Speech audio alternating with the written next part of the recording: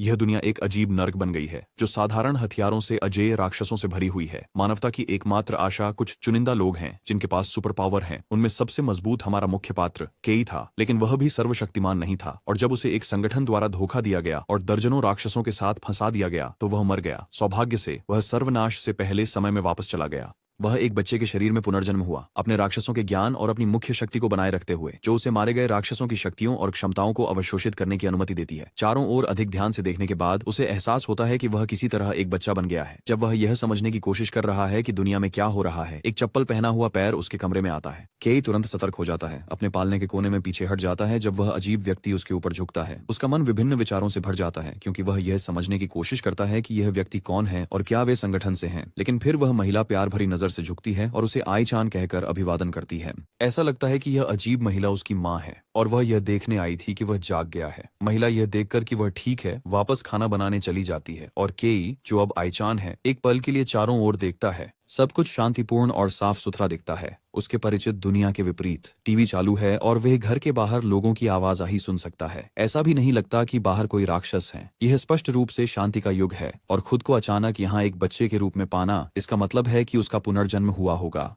वह अब एक ऐसी दुनिया में है जहां तबाही नहीं हुई और सबसे महत्वपूर्ण बात, यहाँ कोई संगठन नहीं है। इसका मतलब है कि बहुत लंबे समय के बाद पहली बार ए-चान स्वतंत्रता का अनुभव करेगा। अपने जीवन में जो कुछ भी उसने सहा है, उसके बावजूद भाग्य के देवता ने उसे नहीं छोड़ा है। इस दिन को हमेशा नई शुरुआत के दिन के रूप में याद किया जाएगा।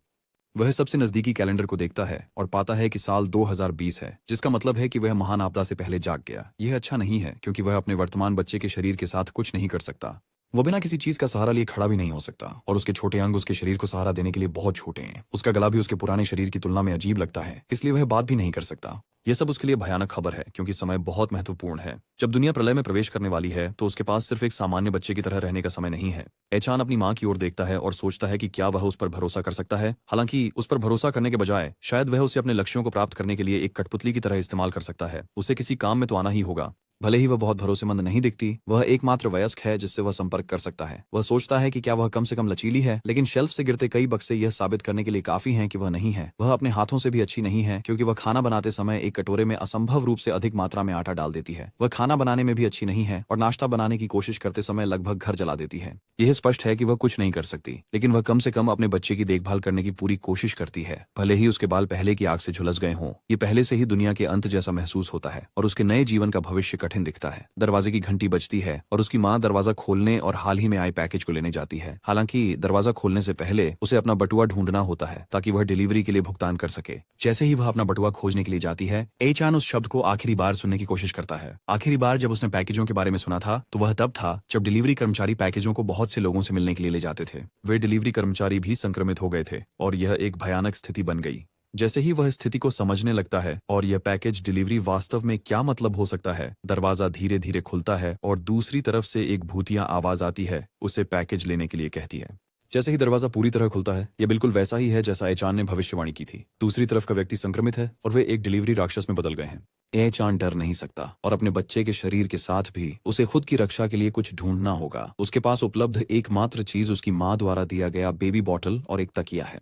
वह तकिया पकड़ता है और उसे जमीन पर फेंक देता है जब अचानक राक्षस उसके सिर पर सीधा हमला करता है। शक्तिशाली विस्फोट पालने को चीर देता है और आई-चान अपनी बोतल पकड़ लेता है, जल्दी से पालने से बाहर निकलता है और उस तकिए पर उतरता है जिसे उसने पहले जमीन पर फेंका था। ये कहने की जरूरत नहीं है कि अगर ऐसा विस्फोट उसे छूता है तो वह निश्चित रूप से मर जाएगा। वह अपने पिछले जीवन से राक्षसों से लड़ने का पर्याप्त अनुभव रखता है और उस अनुभव से वह जानता है कि वह अपने वर्तमान प्रतिद्वंद्वी को हरा नहीं सकता। यह एक बढ़ा हुआ राक्षस लगता है और इसके अलावा इसके सिर पर टेंटिकल्स और भी खतरनाक दिखते हैं। लेकिन एक और बात जो वह जानता है वह यह है कि ऐसे मजबूत राक्षस तंग मोड़ लेने में बहुत खराब होते हैं। वह हल्के से अपनी बोतल राक्षसों के नीचे फेंकता है और वह उस पर ठोकर खा जाता है, जबकि उसकी ओर दौड़ता है, उसके सिर के ऊपर से उड़ता है और खिड़की से टकरा जाता है। पहली बार ए-चान वास्तव में अपने पिछले जीवन में किए गए सभी क्रूर युद्धों के लिए आभारी है। जैसे ही वह अपनी जीत का जश्न मना रहा है, उसकी पीठ से एक पूंछ निकलती है और खिड़की से बाहर राक्षस के पीछे दौड़ती है। यह सड़क पर पड़े मृत शरीर तक पहुंचती है और जीवित प्राणी की तरह राक्षस के कोर को खा जाती है। ए-चान पूंछ को पकड़ता है और देखता है कि यह राक्षस के कोर को चबा रही है। वह इससे परिचित है क्योंकि यह वही क्षमता है जो उसके पिछले जीवन में थी, टोड़ी की पूंछ। यह एक शक्तिशाली क्षमता है, लेकिन उसे नहीं पता कि पुनर्जन्म के बाद भी यह उसके पास क्यों है। महान आपदा 4 साल बाद होने वाली है और उसके पिछले जीवन में केई का जन्म उसके 3 साल बाद हुआ था। उसे नहीं पता कि क्या हो रहा है, लेकिन उसे कहीं से यह क्षमता मिलना बेहद भाग्यशाली है। अपने पिछले जीवन में उसे यह क्षमता एक ऐसे राक्षस का कोर अवशोषित करने के बाद मिली थी जिसके पास भी टॉयड टेल थी। एक और सौभाग्य की बात यह है कि जितनी कम उम्र में कोई अपनी शक्ति सक्रिय करता है वह उतनी ही अधिक शक्तिशाली होती है। इसे आजमाने के लिए वह अपने हाथ को एक तेज ब्लेड में बदलता है और उसका उपयोग अपने पालने पर वार करने के लिए करता है, जिससे वह तुरंत मुड़ जाता है। अपने पिछले जीवन में वह 7 साल की उम्र में एस क्लास के रूप में जागृत हुआ था, लेकिन चूंकि उसके पास यह शक्ति शिशु के रूप में है तो इस बार वह पौराणिक ट्रिपल एस रैंक बन जाएगा। ये उसकी दौलत, शोहरत और खूबसूरत महिलाओं का टिकट है। उस स्थिति में उसे इस घर में रहकर एक अनजान बच्चे की भूमिका निभाने की जरूरत नहीं है। जैसे ही वह अपनी नई जिंदगी शुरू करने के लिए रेंगता है, वह पालना जिसे उसने पहले मोड़ा था गिरने लगता है और उसका निशाना उसके ठीक ऊपर है। ए-चान रास्ते से हटने की कोशिश करता है, लेकिन उसका शरीर उसका साथ छोड़ देता है और वह हिलने में असमर्थ हो जाता है। धातु का पालना अंततः टूटता है और एक तरफ गिरने लगता है, और आखिरी चीज जो वह अपनी आंखें बंद करने से पहले देखता है वह है उसकी माँ, जो बेताबी से उसकी तरफ दौड़ रही है जब पालना गिरता है। वह अपने पिछले जीवन और अपने निर्दयी गुरु को याद करता है जिसने उसे कई भयानक परीक्षाओं से गुजारा। उस आदमी ने उसे जीवित रहने के लिए कुत्ते का खाना खाने जैसी घिनौनी चीजें करने पर मजबूर किया। ऐसी चीजें ये साबित करने के लिए थीं कि वह वास्तव में सिर्फ संगठन का कुत्ता है। ए-चान अपने दांत पीसता है, इस बात से नाराज कि उसे संगठन का कुत्ता कहा जाता है। वह धीरे धीरे जागता है जब सूरज उसके चेहरे पर चमकने लगता है। ऐसा लगता है कि उसने राक्षस को हराने के बाद होश खो दिया। वह धीरे धीरे खुद को उठाता है और देखता है कि उसकी माँ पास में बैठी है और एक किताब में लिख रही है। ऐसा लगता है कि आखिरकार उसने उसे बचा लिया, लेकिन अब सवाल यह है कि वह पहले स्थान पर बेहोश क्यों हुआ। ऐसा लगता है कि उसकी क्षमता की शक्ति उसके शरीर के लिए बहुत अधिक है। उसने इसे केवल 30 सेकंड के लिए इस्तेमाल किया और फिर भी यह उसे पूरी तरह से थका दिया और उसे पूरी तरह से असहाय छोड़ दिया। फिलहाल उसे फिर से अपनी शक्तियों को संभालने के लिए और मजबूत होना होगा। जैसे ही वह इसके बारे में सोच रहा है, वह अपनी माँ के रोने की आवाज सुनता है। वह उस किताब को देखता है जो वह पढ़ रही है और वह चिपचिपे नोट्स से ढकी हुई है। पृष्ठ पर वह लिखती है कि कैसे वह अपना खजाना लगभग खो चुकी थी। ऐसा लगता है कि वह उसके बारे में बात कर रही है। उसकी पीठ पर भी एक बुरा चोट का निशान है और संभवतः उसे यह चोट उसे बचाने के दौरान लगी। उसके पिछले जीवन की माँ उसे जल्दी लाभ के लिए संगठन को खुशी खुशी बेच देती, और फिर भी इस महिला ने उसे बचाने के लिए खुद को जोखिम में डाला। वह उसे सांत्वना देने के लिए अपना एक छोटा हाथ बढ़ाता है और जैसे ही वह उसे छूने का एहसास करती है वह उसे कसकर गले लगा लेती है। ऐसा लगता है कि यह महिला उससे अलग है और यह उसे कुछ समय के लिए उसके साथ रहने का निर्णय लेने पर मजबूर करता है। फिर भी ज्यादा समय नहीं है और दुनिया 1 हफ्ते से भी कम समय में बदल जाएगी। अगला राक्षस पहले से ही रास्ते में होना चाहिए और उसे अपने नए घर की रक्षा करने के लिए 30 सेकंड से अधिक समय तक लड़ने में सक्षम होना चाहिए। उनके अपार्टमेंट के बाहर एक खिड़की साफ करने वाला दर्द में कांपता है क्योंकि नीला कीचड़ उसकी आंखों, मुंह और नाक से बाहर निकलता है। नीला कीचड़ नीचे फिसलता है और किसी विशेष स्थान की ओर जाते हुए उसके नीचे के नाली पाइपों में प्रवेश करता है। जब ए-चान अपने अगले कदमों पर विचार कर रहा होता है, उसकी माँ उसके पास एक लाल कंबल में ढकी हुई चीज लाती है। वह कंबल हटाती है और उसके लिए एक पिंजरे में एक कुत्ता प्रकट होता है।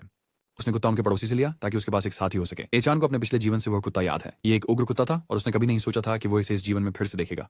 इसके अलावा कुत्ता बच्चे का साथी बनने के लिए बहुत बड़ा है। हालांकि यह ए-चान के लिए अच्छा साबित हो सकता है। उसकी माँ थोड़ी भुलक्कड़ हो सकती है, लेकिन ऐसा लगता है कि वे कभी कभी उपयोगी हो सकती है। अगर वह कुत्ते को सही तरीके से प्रशिक्षित करता है तो यह एक मजबूत सहयोगी बन सकता है और यह परिवहन का साधन भी बन सकता है। आखिरकार बड़ा कुत्ता होना इतना बुरा नहीं हो सकता। उसकी माँ उसके चेहरे पर छोटी सी मुस्कान देखकर मुस्कुराती है। ऐसा लगता है कि उसने सही निर्णय लिया और कम से कम इससे वह खुश हो गया। वह उन्हें खेलने के लिए छोड़ देती है जबकि वह घर के कुछ और काम करने जाती है। ए-चान कुत्ते को घूरता है और सोचता है कि वह इसके साथ क्या करने वाला है। फिलहाल उसे पहले इसे खिलाना होगा। वह रसोई से कुत्ते को एक सॉसेज देता है और उसे खाने का आदेश देता है। अगर वह इसे खा लेता है तो ए-चान उसका मालिक बन जाएगा और प्रशिक्षण शुरू हो सकता है। बच्चे के कुत्ते के साथ अनुबंध बनाने के प्रयास के बावजूद ऐसा लगता है कि यह समझने के लिए बहुत सरल है कि वे क्या कर रहे हैं। जैसे ही कुत्ता सॉसेज उठाने के लिए झुकता है, ए-चान उसके सिर पर पैर रख देता है, उनके शक्ति संतुलन का अंतर दिखाते हुए। हालांकि भले ही कुत्ता यह नहीं समझता कि बच्चा क्या कह रहा है, इसका मतलब यह नहीं है कि वह अपमान सहन करेगा।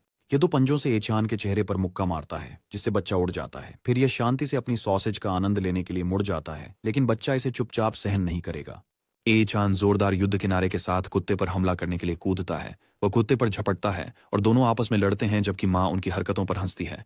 ऐसा लगता है कि वे दोनों पहले ही दोस्त बन गए हैं। जब वह खाना बना रही होती है तो उसे एहसास होता है कि उसका आटा खत्म हो गया है। जब वह झुककर उसे ढूंढने की कोशिश करती है तो एक नीला स्लाइम मॉन्स्टर सिंक से बाहर आता है और लड़ते हुए कुत्ते और बच्चे के ऊपर खड़ा हो जाता है। सीधे उस अनजान महिला की ओर बढ़ता है जो अभी भी नया आटा ढूंढने और पकाने की कोशिश कर रही है। स्लाइम मॉन्स्टर हवा में उठता है और सीधे ए-चान की माँ की ओर बढ़ता है। कुत्ता तुरंत हरकत में आता है और मॉन्स्टर के पास दौड़ता है इससे पहले कि वह उसे नुकसान पहुंचा सके। ये समय पर वहां पहुंच जाता है और उसे सिंक की अलमारी में धकेल देता है इससे पहले कि स्लाइम उस पर हमला कर सके। शुक्र है माँ को पता नहीं चलता कि उसके पीछे स्लाइम और कुत्ता लड़ रहे हैं। ए चान पूरे घटनाक्रम को बिना प्रभावित हुए देखता है। राक्षस इतना कमजोर है कि कोई वास्तविक समस्या नहीं पैदा कर सकता, लेकिन फिर भी इससे निपटना मुश्किल होगा। इसकी तरलता के कारण काटने और छेदने वाले हमले बेकार हैं, इसलिए उन्हें इससे निपटने का कोई और तरीका खोजना होगा। उसकी माँ खुद को अलमारी से बाहर निकालने की कोशिश करती है, लेकिन वह अपने सिर के दर्द को लेकर अधिक चिंतित है। उसे यह भी एहसास नहीं है कि उसके पीछे कुत्ते और राक्षस के बीच तीव्र लड़ाई हो रही है। आखिरकार कीचड़ कुत्ते को घेरने लगता है और कुछ अलग रूप में बदलने लगता है। ए चान को तेजी से काम करना होगा, इससे पहले कि चीजें नियंत्रण से बाहर हो जाएं। उसे अपनी पिछली लड़ाइयों से याद है कि कीचड़ राक्षस सूखेपन के प्रति कमजोर है, इसलिए उसे इसे सुखाने के लिए कुछ ढूंढना होगा। वह तुरंत अपने पाउडर दूध से भरी बोतल को देखता है और उसे खोलकर राक्षस पर फेंक देता है। कीचड़ सिकुड़ जाता है और आकार में छोटा हो जाता है, फिर कमरे में इधर उधर उछलने लगता है। दूध के कारण नमी खोने से वह घबरा गया और यह इसके कारण प्रतिक्रिया कर रहा है। ए चान इस अवसर का लाभ उठाता है जब यह हिलना बंद कर देता है और उसे एक कूड़ेदान के नीचे फंसा देता है। ऐसा लगता है कि चीजें साफ हो गई हैं और कुत्ता और उसकी माँ रसोई के काउंटर के पीछे से अपना सिर बाहर निकालते हैं। फिर उसकी माँ गलती से उन दोनों पर आटा गिरा देती है, जिससे वे पहले से भी अधिक भ्रमित हो जाते हैं। आटा गिरने के कारण उसकी माँ जल्दी से खुद को धोने के लिए चली जाती है ताकि आटा उसके कपड़ों पर दाग न लगा दे। इस बीच ए चान एक राक्षस को पकड़ने के रोमांच का आनंद लेता रहता है। स्लाइम्स का उपयोग प्राकृतिक राक्षस प्रतिरोधक के रूप में किया जा सकता है, जिसका मतलब है कि अगर वह स्लाइम के तरल को खिड़कियों पर फैला देता है तो यह भविष्य में होने वाले किसी भी राक्षस हमले से बचाव के रूप में काम कर सकता है। अचानक कूड़ेदान हिलने लगता है और स्लाइम उसके नीचे से बाहर कूद जाता है। चुप्पी का फायदा उठाकर भागने की कोशिश करता है। कुत्ता उसके सामने आ जाता है इससे पहले कि वह बहुत दूर जा सके और ए चान उसे फिर से पकड़ने के लिए दौड़ता है, लेकिन यह फिर भी फिसल कर निकल जाता है। इस बार पूरी तरह से कूड़ेदान के नीचे फंसने से बच जाता है। जाने से पहले ये खिड़की से बाहर फिसलते हुए उन दोनों को बीच की उंगली दिखाता है। स्लाइम अपने आप उनके घर आया और अराजकता फैलाई और फिर अपने आप जाने की हिम्मत की। यह कमजोर हो सकता है, लेकिन यह दोनों की पसंद के लिए बहुत घमंडी है और यह उन्हें इसे स्वतंत्र रूप से भागने देने के लिए बहुत गुस्सा करता है। ए चान एक पास की छतरी को हथियार के रूप में पकड़ती है और कुत्ते पर एक भरोसेमंद घोड़े की तरह चढ़ जाती है। ये समय है उसके लिए उस राक्षस का पीछा करने का, इससे पहले कि वह बहुत दूर चला जाए और भी अधिक परेशानी पैदा करे। वे इसे भागने नहीं दे सकते ताकि यह भविष्य में उनके या दूसरों के लिए और परेशानी न पैदा करे। वे इमारत की ग्राउंड फ्लोर पर पहुंचते हैं और देखते हैं कि स्लाइम एक इमारत के ऊपर बैठा है। यह एक गुजरती लड़की के सिर पर अपनी तरलता टपकाता है और वह समय पर ऊपर देखती है और उसे नीचे कूदते हुए और उसे निगलने की कोशिश करते हुए देखती है। ए चान और कुत्ता उनकी मदद के लिए दौड़ते हैं, जबकि बच्चा यह समझने की कोशिश करता है कि क्या करना है। अगर वह अपनी ताकत का इस्तेमाल करता है तो वह निश्चित रूप से स्लाइम के खिलाफ टिक नहीं पाएगा, लेकिन अगर वे राक्षस को लड़की पर स्वतंत्र रूप से हमला करने देते हैं तो यह जगह खून का समंदर बन जाएगी। ऐसा दृश्य कुछ ऐसा है जिसे ए चान ने अपने पिछले जीवन में काफी देखा है। कुत्ता लड़की तक समय पर पहुंचने के लिए काफी तेज है और उसके ऊपर से कूद जाता है, जबकि ए चान छाता खोलता है और लड़की पर गिरने से पहले स्लाइम की बारिश को रोक देता है। स्लाइम नहीं रुकता और छाते से कूदकर इस बार सीधे कुत्ते और बच्चे पर हमला करने की कोशिश करता है। चूंकि ए चान अपनी शक्तियों का उपयोग केवल थोड़े समय के लिए कर सकता है, उसके पास एक मौका है और वह तुरंत राक्षस को खत्म कर सकता है। वह अपनी शक्तियों के साथ एक बढ़ा हुआ मुक्का मारता है, जिससे राक्षस तुरंत नष्ट हो जाता है। कीचड़ फट जाता है और क्षेत्र में बरसता है, पूरी तरह से पराजित हो जाता है, जबकि ए चान और कुत्ता इस छोटे से युद्ध के बाद विजयी खड़े होते हैं। सौभाग्य से वह समय पर लड़की को बचाने में सफल रहा, इससे पहले कि वह स्लाइम का भोजन बन जाती, लेकिन उसने उसे अपनी शक्तियों का उपयोग करते हुए देखा और वह डरी हुई लग रही है। एक सेकंड भी बर्बाद किए बिना लड़की बिना पीछे देखे सड़क पर दौड़ लगाती है। ये समझ में आता है कि वह भाग गई, इस दृश्य को देखते हुए जो उसने अभी देखा। सबसे कठिन बात यह सोचने की है कि उसे इस गड़बड़ी को साफ करने में कितना समय लगेगा। उसकी पूंछ उसके डायपर से बाहर आती है और सड़क पर बिखरी हुई कीचड़ को सोखने के लिए जाती है। ऐसा लगता है कि पूंछ में दूसरे राक्षस की क्षमता को अवशोषित करने की शक्ति है। अपने पिछले जीवन में केई के लिए नई क्षमता को अवशोषित करने का एकमात्र तरीका यह था कि वह इसे पिछली क्षमता के साथ बदल दे। हालांकि अब पूंछ तेजी से बिखरे हुए स्लाइम तरल को खा रही है और शक्ति को अपनी बना रही है। वह अपने हाथ में एक स्लाइम बॉल बनाकर शक्ति का परीक्षण करता है और यह वास्तव में ऐसा लगता है कि दोनों शक्तियां सह अस्तित्व में हैं। अपने पिछले जीवन में केई ने अपनी पूरी कोशिश की कि वह जितना कम हो सके क्षमताओं को बदले ताकि वह संगठन द्वारा पकड़ा न जाए। अंत में यही उसकी हार का कारण बना, लेकिन यह नहीं बदलता कि ताओटी की पूंछ ने किसी तरह अपने आप कैसे विकसित हो गई। यह सबसे अधिक संभावना उसकी उम्र के कारण हो सकता है। जब कोई व्यक्ति कम उम्र में क्षमताओं का विकास करना शुरू करता है तो क्षमता की शक्ति अधिक होती है और व्यक्ति उसे तेजी से अपनाने में सक्षम होता है। केई 10 वर्ष की उम्र में क्षमताओं के लिए योग्य उपयोगकर्ता बन गया, लेकिन उससे छोटे सभी लोग मर गए। अधिकांश बच्चे राक्षस के विष को सहन नहीं कर सकते और वे सभी इसके संपर्क में आते ही मर जाते हैं। लेकिन अब केई अपने पिछले जीवन के किसी भी अन्य संभावित उम्मीदवारों से भी छोटा है, जिसका अर्थ है कि उसकी विकास क्षमता असीमित है। जब वह सोच रहा था कि चीजें कैसे करनी है, कुत्ता उसे सुरक्षित रूप से घर ले आया। वह अपने भरोसेमंद घोड़े की पीठ से कूदता है और अपने नए स्लाइम शक्तियों का उपयोग करके क्षेत्र को ढक देता है, यह सुनिश्चित करते हुए कि अब कोई राक्षस उसके घर नहीं आएंगे। लेकिन सिर्फ इतना करने से ही उसकी सारी ऊर्जा खत्म हो गई है और वह थक चुका है। नई शक्तियां प्राप्त करने या अपनी वर्तमान शक्ति के अनुकूल होने के बारे में सोचना बेकार है, क्योंकि उसकी सहन शक्ति इतनी कम है कि वह शक्तियों के साथ कुछ भी करने में सक्षम नहीं है। हालांकि उसे संभावित भविष्य के बारे में ज्यादा चिंता करने की जरूरत नहीं है, क्योंकि उसके स्लाइम बैरियर की वजह से राक्षस अब उन्हें परेशान नहीं करेंगे। एचान थकावट में फर्श पर गिर जाता है और कुत्ता उसके पास आता है अपनी आंखों में खतरनाक नजर के साथ। ऐसा लगता है कि आखिरकार कुत्ते के लिए पहले की बेइज्जती का बदला लेने का समय आ गया है। कुत्ता झुकता है और एचान को उसकी शर्ट की गर्दन से उठाता है और एक पल के लिए बच्चा सोचता है कि वह कुत्ते के खाने में बदलने वाला है। अपार्टमेंट में वापस उसकी माँ शॉवर से बाहर आती है, पहले गिरे आटे से पूरी तरह साफ। वह देखने के लिए लिविंग रूम की ओर जाती है कि उसका बेटा कैसा है और उसे कुत्ते के साथ फर्श पर लिपटा हुआ देखती है। ऐसा लग सकता है कि वे लिपटे हुए हैं, लेकिन एचान कुत्ते के वजन के खिलाफ जोर से संघर्ष कर रहा है। घंटे बीत जाते हैं और बच्चा अपने फुल्फी जेल से खुद को आजाद कर लेता है ताकि अपार्टमेंट की सुरक्षा पर काम कर सके। वह खिड़कियों और वेंट्स को और साथ ही ड्रेनेज पाइप्स को विशेष स्लाइम से कोट करने में सफल हो जाता है। अब भले ही घर पर कोई बड़ी आपदा आ जाए, वे कुछ समय के लिए सुरक्षित रहेंगे। ये सब करते हुए वह ताउटी की पूंछ की वर्तमान स्थिति का पता लगाने में सक्षम था। जाहिर है ये एक साथ 4 क्षमताओं को संग्रहित कर सकता है, जबकि अपने पिछले जीवन में उसे एक के बदले दूसरी को बदलना पड़ता था। अभी वह अपनी पूंछ और अपने स्लाइम शक्तियों का उपयोग कर सकता है, लेकिन केवल लगभग आधे मिनट के लिए। एक बड़ी आपदा के लिए तैयार होने के लिए उसे अन्य चीजें करनी होंगी। सर्वनाश में किसी भी जीवित व्यक्ति को सबसे पहले जिन चीजों की सख्त जरूरत होती है वे हैं आपूर्ति। आपदा के बाद सबसे बड़ी मौत का कारण तो राक्षस भी नहीं थे, यह भूखमरी थी जो बाधित लॉजिस्टिक्स के कारण हुई, जिसने अंततः आपूर्ति के लिए हताश संघर्ष को जन्म दिया। यदि कोई व्यक्ति जल्दी ही आपूर्ति का भंडारण कर सके और संघर्ष से पूरी तरह बच सके, तो वह व्यक्ति अनुयायियों को भी बना सकता है और आपदा के सबसे खतरनाक हिस्सों के दौरान अपने पक्ष में लोगों को रख सकता है। एचान को इसे जल्द से जल्द तैयार करना होगा, लेकिन एक बच्चे के रूप में वह जो कर सकता है उसमें एक सीमा है। सुपरमार्केट भीड़भाड़ वाले हैं और अंततः जगहें राक्षसों से भर जाएंगी।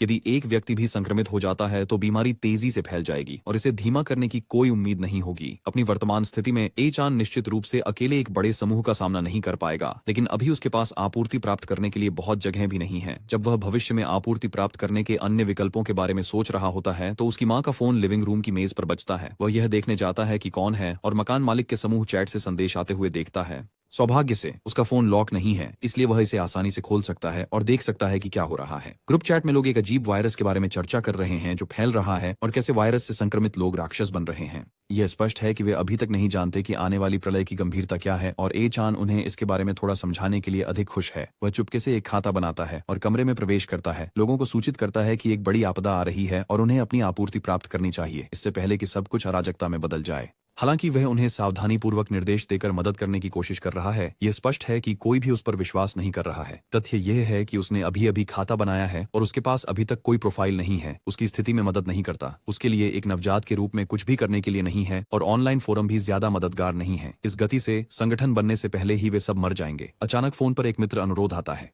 वह जिज्ञासा से अनुरोध स्वीकार करता है और दूसरी तरफ का व्यक्ति सीधे मुद्दे पर आता है और उसे बताता है कि अगर वह वास्तव में सामान की तलाश कर रहा है तो वे उसके साथ एक सौदा करना चाहते हैं। उस व्यक्ति का उपयोगकर्ता नाम हॉट है और यह बच्चे को परिचित लगता है। वह वही नाम था एक महिला का जो संगठन के लिए काम करती थी और उसका नाम भी हॉट था। उसका अनुमान बिल्कुल सही है और स्क्रीन के दूसरी तरफ वही हॉट है जिसके बारे में वह सोच रहा है। वह कंप्यूटर और गैजेट्स से भरे कमरे में कुर्सी पर आराम से बैठी हुई उसे मैसेज कर रही है। ऐसा लगता है कि उसके लिए चीजें बहुत दिलचस्प होने वाली हैं। यह स्पष्ट है कि जिससे वह बात कर रही है वह बहुत सतर्क व्यक्ति है। किसी भी प्रकार का सौदा करने से पहले वे उसकी योजना सुनना चाहते हैं। उनसे बात करना पहले ही बहुत परेशानी भरा हो गया है और उन्होंने एक दूसरे से मुश्किल से कुछ शब्द ही बोले हैं, इसलिए वह सीधे प्रस्ताव देने का निर्णय लेती है ताकि उनका सौदा पक्का हो सके। वह उसे सभी आवश्यक सामग्री देने की पेशकश करती है, चाहे वह खाना हो, पानी हो, कवच हो या जो भी उन्हें चाहिए।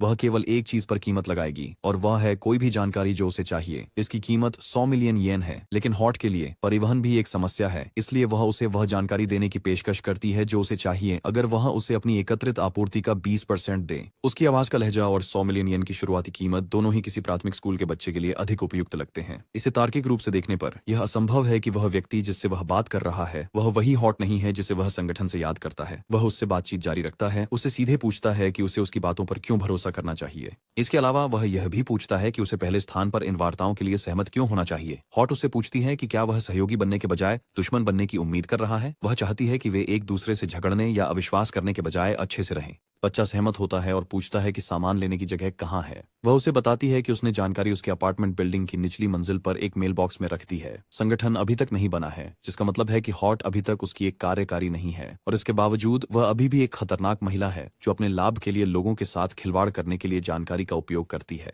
एक बार जब वह अपने लक्ष्य पर नजरें गड़ा लेती है तो वह उस व्यक्ति का पूरी तरह से शोषण करने के लिए हर चाल का उपयोग करेगी जो वह जानती है। ऐसा कोई तरीका नहीं है कि वह किसी के साथ मिलकर रहना चाहेगी जिससे उसने अभी अभी बात करना शुरू किया है। वो बस उसे जानकारी का उपयोग करके जाल में फंसाना चाहती है। लेकिन इस बार ए चान उसकी चालों को समझ चुका है और वही चीजों को हिला देगा, वे नहीं। वह पहले आराम करता है और 2 घंटे के लिए सोता है। जब वह जागता है तो उसकी पहले की थकी हुई ताकत पूरी तरह से वापस आ चुकी होती है और वह जानकारी प्राप्त करने के लिए तैयार होता है। लिफ्ट में सुरक्षा कैमरे हैं और वह अपनी पहचान इतनी आसानी से उसे नहीं दिखाना चाहता, इसलिए वह सीढ़ियों की ओर ध्यान देता है। जब वह वहां पहुंचता है तो उसे एहसास होता है कि उसकी योजना में एक समस्या है। वह अभी भी एक बच्चा है और सीढ़ियां चढ़ना उसके वर्तमान शरीर के लिए बहुत कठिन है। ऐसे में उसे अपने फुलदार साथी पर निर्भर रहना होगा। वह सोफे पर सो रहे कुत्ते की ओर मुड़ता है, यह जानते हुए कि वही उसका एकमात्र सहारा है उस मेल बॉक्स तक पहुंचने का। एचान कुत्ते की पूंछ पकड़कर उसे खींचकर जगाने जाता है, लेकिन कुत्ता खुश नहीं होता। ये अपनी पूंछ से एचान को दूर धकेल देता है, जिससे छोटा बच्चा लाल गाल के साथ उड़ जाता है। और एचान ने सोचा था कि उसने जानवर को काबू में कर लिया है, लेकिन ऐसा लगता है कि वे अभी भी अच्छे संबंध में नहीं हैं। एचान रसोई के काउंटर पर कुछ देखता है जो उसकी मदद कर सकता है। ये ट्रीट्स का एक डिब्बा है और वह इसका उपयोग कुत्ते को अपनी मदद के लिए लुभाने में कर सकता है। वह कुछ कुत्ते के ट्रीट्स अपने हाथों में डालता है और उसे उसकी नाक के पास ले जाता है। कुछ ही सेकंड में कुत्ता उठ जाता है और तुरंत सौदे के लिए तैयार हो जाता है। ऐसा लगता है कि अपनी मजबूत शक्ल के बावजूद ये कुत्ता वास्तव में आसानी से खुश हो जाता है। अपनी सवारी सुनिश्चित करने के बाद अगला कदम उस जगह तक पहुंचना है जहां हॉट ने जानकारी छोड़ी थी, इससे पहले कि उसकी मां जाग जाए।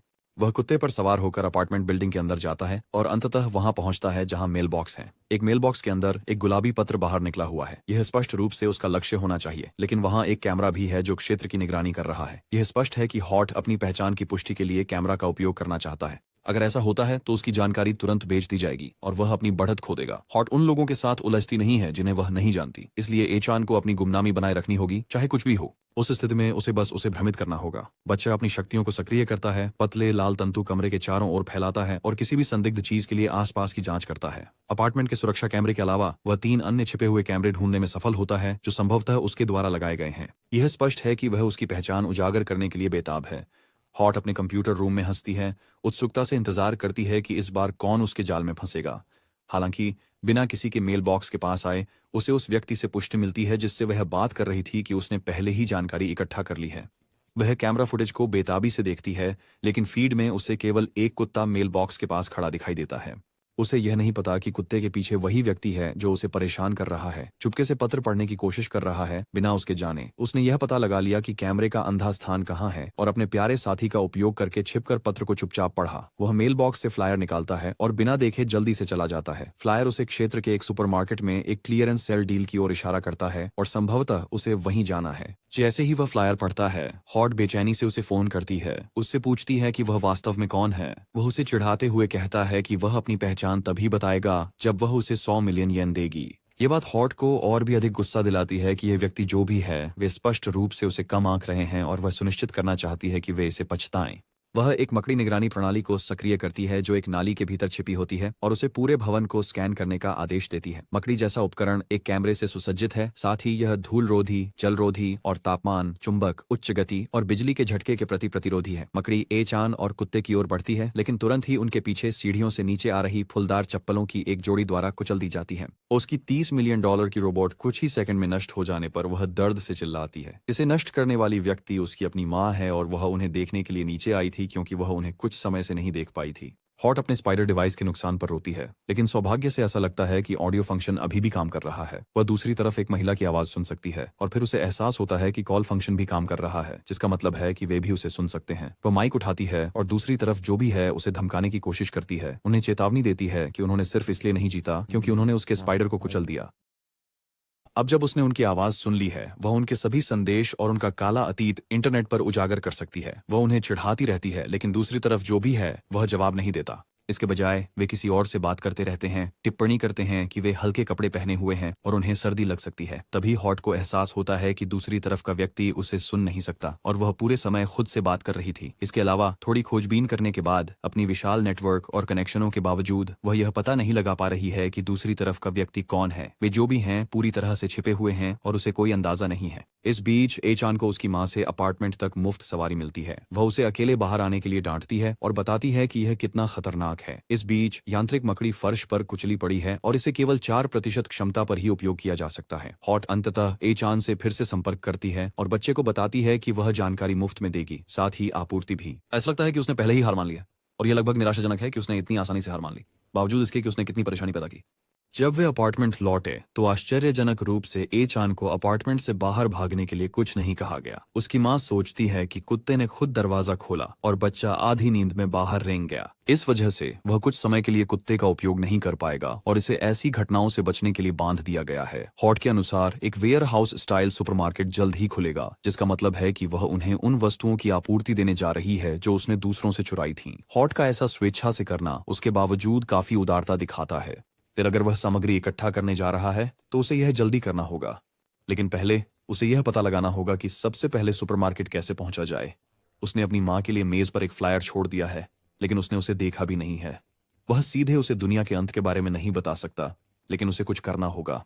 जैसे ही वह यह समझने की कोशिश कर रहा है कि क्या करना है, वह सुनता है कि वह कह रही है कि केवल 5 दिन का दूध बचा है। यह एक सही मौका है और वह इसका फायदा उठा सकता है। वह मेज पर रखे दूध के कप को गिरा देता है और फिर जब वह शोर सुनकर देखने आती है तो सोने का नाटक करता है। जब वह दूध साफ करने जाती है तो वह अंततः मेज पर सुपरमार्केट का फ्लायर देखती है। वह उसे उठाती है और उसे देखने पर विचार करने लगती है और सब कुछ एचान की योजना के अनुसार होता है। गोदाम की यात्रा का दिन आखिरकार आ जाता है और वह बच्चे को गुलाबी कपड़े पहनाती है, जिससे उसे निराशा होती है। जब वे दोनों बाहर होते हैं तो कुत्ते को घर पर बहुत सारा खाना छोड़ दिया जाता है। वे सुपरमार्केट पहुंचते हैं, लेकिन उसके अंदर जाने से पहले एक सुरक्षा गार्ड उसके पास दौड़कर आता है और पूछता है कि वह इस क्षेत्र में क्या कर रही है। वह उसे बताता है कि एक संक्रामक बीमारी फैल रही है और लोगों को बाहर जाने से बचना चाहिए। माँ उसे बताने की कोशिश करती है कि वह सिर्फ अपने बच्चे के लिए पाउडर दूध खरीदना चाहती है, लेकिन गार्ड उसकी कोई भी बहाना नहीं सुनता। वह एक सरकारी कर्मचारी है और एचान जानता है कि सरकार जल्द ही गायब हो जाएगी, इसलिए उन्हें ऐसी चीजों की ज्यादा चिंता नहीं करनी चाहिए। गार्ड ये सब केवल इसलिए कर रहा है क्योंकि उसे आदेश दिया गया है और वह उसे बताता है कि उसे घर जाना चाहिए। जैसे ही वह उससे बात कर रहा है, उसे यह ध्यान नहीं रहता कि राक्षस उसके पीछे आ रहा है, जब तक कि वह आदमी के सिर पर अपना हाथ नहीं रख देता। एक पल में राक्षस अपना हाथ दबाता है और आदमी का सिर खून से भरे गुब्बारे की तरह फट जाता है। फिर यह असहाय माँ और बच्चे पर नजरें जमाता है। यह राक्षस अब तक एचान द्वारा सामना किए गए किसी भी चीज से बहुत बड़ा है और यह एक मजबूत प्रसार प्रकार का है, इसलिए इसके कोई विशेष कमजोर बिंदु भी नहीं है। वह अपनी ताकत प्रकट नहीं करना चाहता, लेकिन अगर वह अपनी शक्ति का उपयोग नहीं करता तो वह और उसकी माँ दोनों यहाँ मर जाएंगे। समय बर्बाद करने का नहीं है और वह कार्रवाई करने ही वाला है, लेकिन उसकी माँ उसे स्ट्रोलर से निकाल लेती है और भागने की कोशिश करती है। एचान जानता है कि भागना बेकार है क्योंकि यह चीज पूरी तरह से अलग प्रजाति है। ये इंसान से कहीं तेज है और उसकी माँ के पास पैदल भागने की कोई उम्मीद नहीं है। जैसे ही राक्षस उनके करीब आता है, एचान दीवार पर आग बुझाने वाले यंत्रों का एक केस देखता है और फिर वह अपने शक्तियों का उपयोग करके केस को तोड़ देता है। यह फट जाता है और पूरे क्षेत्र को गैस से ढक देता है। अचानक बादल एचान के लिए अपनी माँ की बाहों से निकलने और राक्षस पर हमला करने के लिए पर्याप्त होता है, जिससे वह उड़कर दीवार से टकरा जाता है। उसके पास लगभग 30 सेकंड हैं और जब तक धूल बैठती है इस राक्षस से निपटने के लिए। उन 30 सेकंड में उसे इस राक्षस के साथ लड़ाई को निपटाना होगा, इससे पहले कि उसकी माँ को पता चले कि क्या हो रहा है। उसकी माँ अचानक राक्षस के हमले के कारण बेहोश हो गई है, इसलिए उसे यह सुनिश्चित करना होगा कि वह सब कुछ संभाल ले इससे पहले कि वह जागे। उसके लिए सौभाग्य की बात है कि वह पहले के प्रभाव से बेहोश है, लेकिन समय नहीं है। प्रसार प्रकार का कोर उसके सिर में होता है। अगर वह इसके सिर पर वार कर सके तो यह निश्चित रूप से एक ही वार में मर जाएगा। हालांकि पहले दिए गए वार के बाद भी राक्षस को कोई नुकसान नहीं हुआ है। एचान को यह सुनिश्चित करना होगा कि वह जानवर को एक ही वार में खत्म कर दे, इससे पहले कि वह उठकर उसे या उसकी माँ को चोट पहुंचा सके। इस बार वह कोई शॉर्टकट नहीं अपना सकता, जैसा कि उसने पहले किया था। इस बार उसे अपनी ताकत से इसका सामना करना होगा। शुक्र है इस बार वह कम से कम खड़ा हो सकता है और उसे रेंगना नहीं पड़ेगा। राक्षस फैल करता है और बच्चे की ओर कूदता है, लेकिन एचान उसके गिरने से पहले ही रास्ते से हटने में सक्षम होता है। फिर वह अपनी क्षमता का उपयोग करके पतले धागों से राक्षस को काट देता है। वह राक्षस को खत्म नहीं कर पाया, लेकिन उस भारी हमले के बाद कम से कम उसे खून बहाने में सफल रहा। अभी हालात अच्छे नहीं दिख रहे हैं, लेकिन एचान को यकीन है कि जीतने वाला वही होगा। वह फिर से राक्षस पर हमला करने के लिए दौड़ पड़ता है। लेकिन वह कम से कम इसका सामना कर सकता है। अपने छोटे शरीर के कारण वह इसकी ज्यादातर हमलों को आसानी से चकमा दे सकता है और अपनी टोड़ी क्षमता से धागे का उपयोग करके इसके शरीर के चारों ओर झूलता है और उसे लपेटता है। फिर जब वह उतरता है तो वह धागे को खींचता है, जो फिर से तुरंत इसे काट देता है। ऐसा लगता है कि उसके पास बढ़त है, लेकिन उसे अभी भी इसे हराने के लिए राक्षस के सिर पर वार करना होगा। उसके लिए सौभाग्य की बात है कि इतने बड़े शरीर के साथ तेजी से चलने वाले बच्चे पर निशाना लगाना मुश्किल हो जाता है। यह अपनी पूरी ताकत का उपयोग भी नहीं कर सकता, क्योंकि इसे तेजी से चलने के लिए मजबूर किया जाता है। राक्षस के लिए यह एक चूहे का पीछा करने जैसा होगा। आखिरकार अचौन राक्षस को पूरी तरह से पछाड़ने और चकमा देने वाला है। उसे इतना थका देता है कि वह मुश्किल से हिल पाता है। यह सब उसके पुराने जीवन की लड़ाइयों से अब तक के अनुभव के कारण संभव हुआ है। बच्चे के लगातार हमलों के कारण राक्षस की शक्ति काफी कम हो गई है और एक और वार इसे गिराने के लिए पर्याप्त होना चाहिए। उसे बहुत आत्मसंतुष्ट नहीं होना चाहिए, और हालांकि राक्षस लगातार हमलों से गंभीर रूप से कमजोर हो गया है, यह अपनी पूरी ताकत का उपयोग करके अपनी पीठ से एक कांटा पकड़ता है और बच्चे पर अविश्वसनीय ताकत से फेंकता है। अचोन हमले से बचने के लिए काफी तेज है, लेकिन फिर भी यह उसके माथे पर गहरा कट लगा देता है। वह दूर हट जाता है, उसके और राक्षस के बीच काफी दूरी बना लेता है, इससे पहले कि वह एक और हमला कर सके।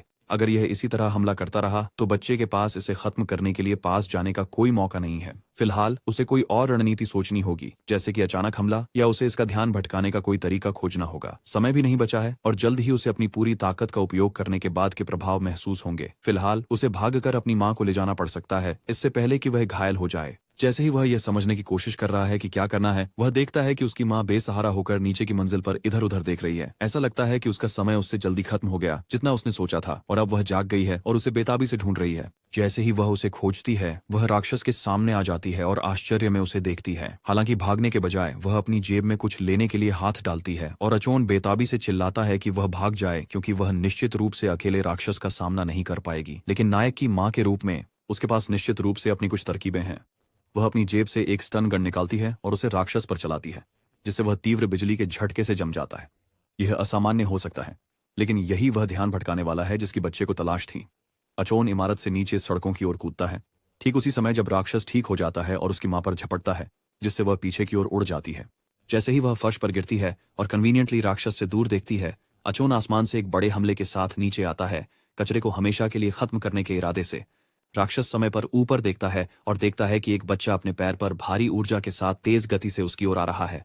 हमला सीधे राक्षस के सिर पर लगता है, उसे तुरंत तोड़ देता है और तुरंत मार देता है। उसकी मां अभी भी फर्श पर बेहोश पड़ी है जब बच्चा उसके पास उसकी हालत देखने के लिए जाता है। जितना वह अभी तक उसे पसंद नहीं करता, अगर वह उसे बचाने की कोशिश नहीं कर रही होती तो उसके लिए यह और भी खतरनाक होता। न केवल उसने खतरे के बावजूद उसे बचाने की कोशिश की, बल्कि उसने उसे बचाने के लिए अपनी जान भी जोखिम में डाल दी। उसे उसके लिए उपयोगी बनने से पहले अभी भी बहुत प्रशिक्षण से गुजरना है, लेकिन ऐसा लगता है कि वह कम से कम उस पर भरोसा कर सकता है। जैसे ही वह यह सोचता है, उसकी शक्ति के प्रभाव अचानक आ जाते हैं और वह उसके बगल में गिर जाता है, अपनी चेतना खो देता है। जब वह बहुत बाद में फिर से जागता है, उसके सिर पर पट्टी बंधी होती है और एक अजीब लाल आंखों वाला आदमी उसके लिए नया डायपर ठीक कर रहा होता है।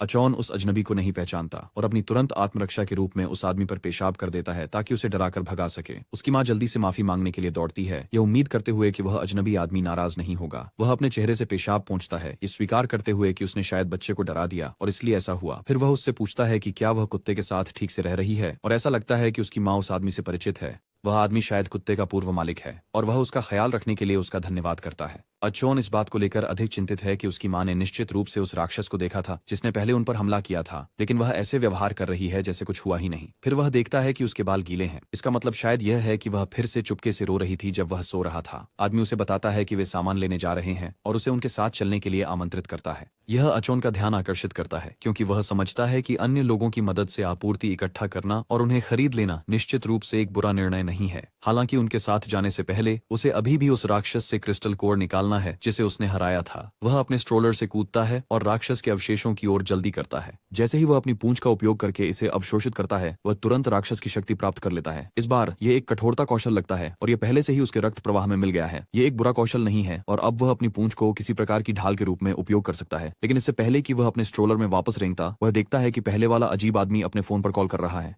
वह किसी से बात कर रहा है और ऐसा लगता है कि वे इस बारे में बात कर रहे हैं कि वह और उसकी मां दोनों उनके लिए बोझ हैं। वह यह भी बताता है कि वह दोनों को साथ क्यों ला रहा है, क्योंकि आपात स्थिति में उन्हें चारे के रूप में इस्तेमाल किया जा सकता है और कम से कम थोड़ा उपयोगी हो सकते हैं। वह आदमी निश्चित रूप से पागल है और यह स्पष्ट है कि उसकी बुरी नीयत है। वह लाइन के दूसरी तरफ वाले व्यक्ति से कहता है कि एक और वाहन ले और अधिक सामान लाए। जैसे ही अचौन बातचीत सुनता है, बातचीत के दौरान वह गलती से उस ट्रक से टकरा जाता है जिसके पीछे वह छिपा होता है और आदमी जल्दी से मुड़ता है, किसी भी व्यक्ति पर हमला करने के लिए तैयार जो उसकी बात सुन रहा हो। आदमी उसके पास आता है लेकिन वह स्पष्ट रूप से किसी खतरनाक व्यक्ति को देखने की उम्मीद कर रहा होता है और इसके बजाय एक छोटे बच्चे को देखता है जिससे उसकी सतर्कता कम हो जाती है। आदमी ए चान के सिर पर थपथपाता है और उससे पूछता है कि वह वहां तक कैसे पहुंचा। फिर वह फोन पर वापस जाता है और दूसरी तरफ के व्यक्ति से कहता है कि बच्चे ने उनकी बातचीत सुन ली लेकिन उसे इसकी परवाह नहीं है क्योंकि वह सिर्फ एक बच्चा है। इसके अलावा चूंकि ए चान सिर्फ एक बच्चा है उसे मारना कोई समस्या नहीं होगी। बच्चा चिंतित होकर अपना सिर झुका लेता है जब उसे एहसास होता है कि वह आदमी पूरी तरह से पागल है। वे सभी एक कार में बैठते हैं और उसकी माँ उसे पीछे की तरफ एक बच्चे की सुरक्षा सीट में सुरक्षित करती है।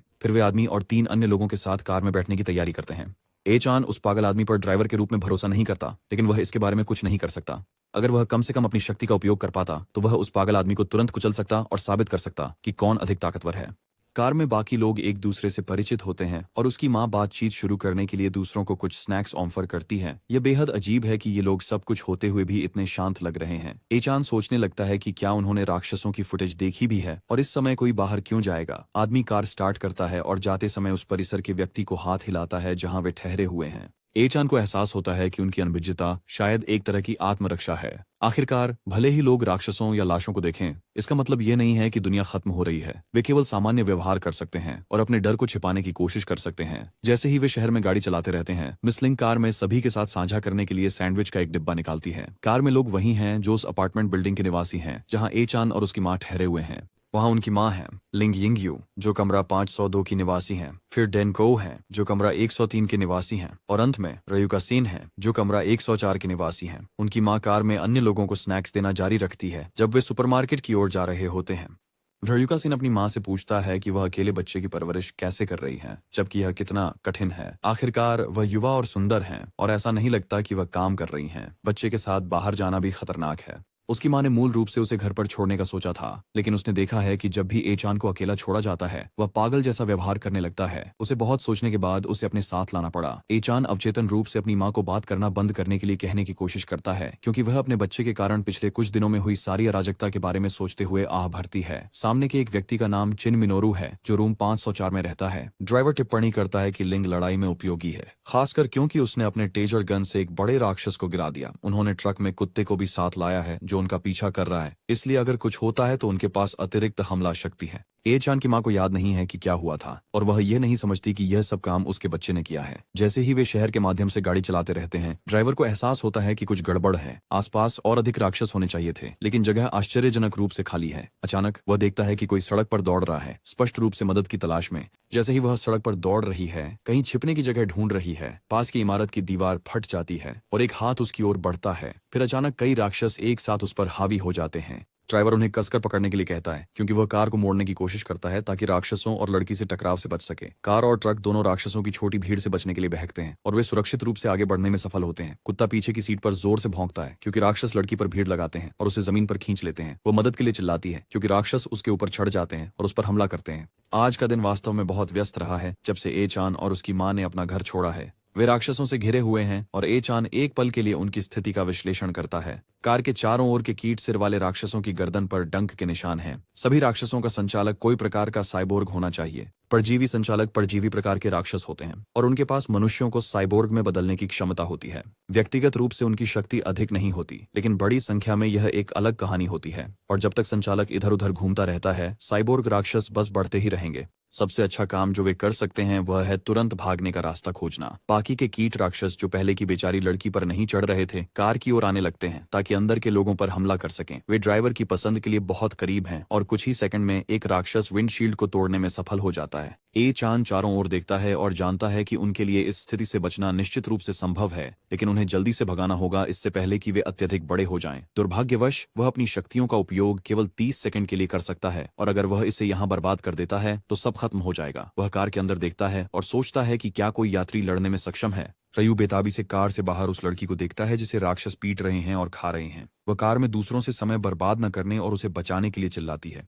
ये तुरंत एचान को गुस्सा दिला देता है क्योंकि उसे एहसास होता है कि वह आगे चलकर उनके लिए बोझ बनने वाली है। सभी की मदद करने का तरीका सोचने के बजाय वह सभी से उसे बचाने के लिए रो रही है। वे उसे छोड़ भी सकते हैं क्योंकि ऐसा नहीं है कि वह लड़ाई में उपयोगी है। चिन मिनोरू उन्हें बताते हैं कि उन्हें लड़की को बचाने नहीं जाना चाहिए। उसके गले पर पहले से ही सभी अन्य राक्षसों की तरह ही घाव है, जिसका मतलब है कि वह शायद पहले से ही एक खोया हुआ मामला है। चिन मिनोरू की नजरें स्पष्ट रूप से तेज हैं, लेकिन वह शायद युद्ध में किसी काम का नहीं है क्योंकि वह बहुत बूढ़ा है। लेकिन वे कम से कम सामान उठाने के लिए तो मजबूत हो सकता है। ड्राइवर पूछता है कि क्या उन्हें इस गड़बड़ी में कूद जाना चाहिए, लेकिन अगर वे कूदने वाले हैं तो उन्हें पहले राक्षसों से निपटना चाहिए, इससे पहले कि वे सब खत्म हो जाएं।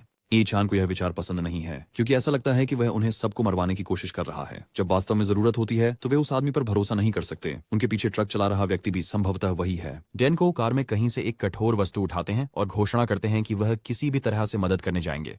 वह कमजोर दिखता है, लेकिन वह अचानक से हिंसक हो जाने वाला चरित्र भी हो सकता है। वह यह कहने की कोशिश कर रहा है कि वह डरा हुआ नहीं है, लेकिन यह स्पष्ट है कि वह बिल्कुल भी भरोसेमंद नहीं है। ऐसा लगता है कि कार में वास्तव में कोई नहीं है जो उन्हें घेरने वाले राक्षसों को हरा सके। उसकी मां अपने बैग में से उस बंदूक को निकालती है जिसका वह पहले उपयोग कर रही थी। जैसे ही डैन सुनता है कि वह अपनी बंदूक के साथ बाहर जा रही है, वह तय करता है कि उसे अब जाने की जरूरत नहीं है।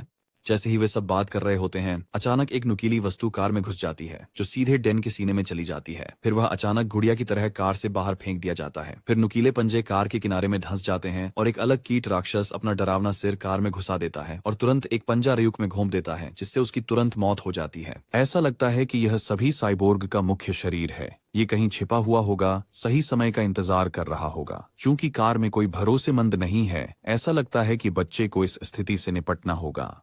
हालांकि वह उठने से पहले एक तेज डंक उसकी मां की ओर बढ़ता है। वह इसे उसके पास पहुंचने से पहले रोकने के लिए पर्याप्त तेज नहीं है, लेकिन डंक के उसे चुभने के बजाय यह अप्रत्याशित रूप से कार के कुशन में चुभ जाता है। वे कार के सामने देखते हैं कि चिन मिनोरू अप्रत्याशित रूप से राक्षस को रोक रहे हैं।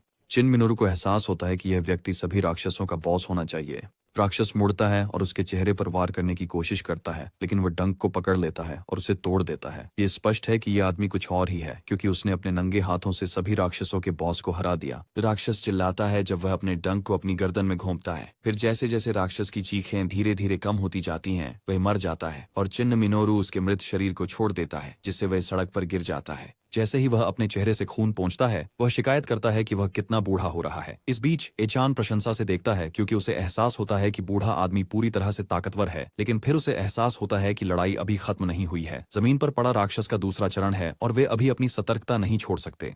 एचान नहीं जानता कि यह बूढ़ा आदमी कौन है, लेकिन सिर्फ दिल को निशाना बनाना राक्षस को मारने के लिए पर्याप्त नहीं है।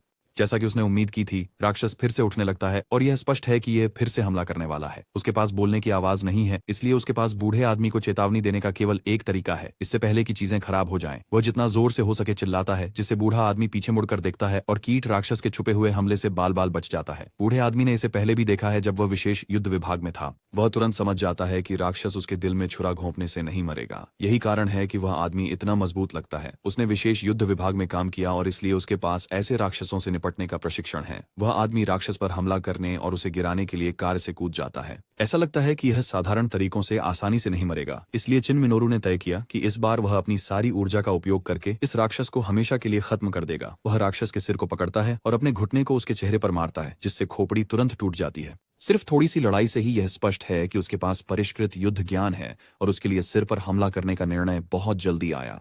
उसे पहले ही समझ जाना चाहिए था कि बूढ़ा आदमी सेना से है और उसके पास कार में दूसरों से परे विशेष कौशल हैं।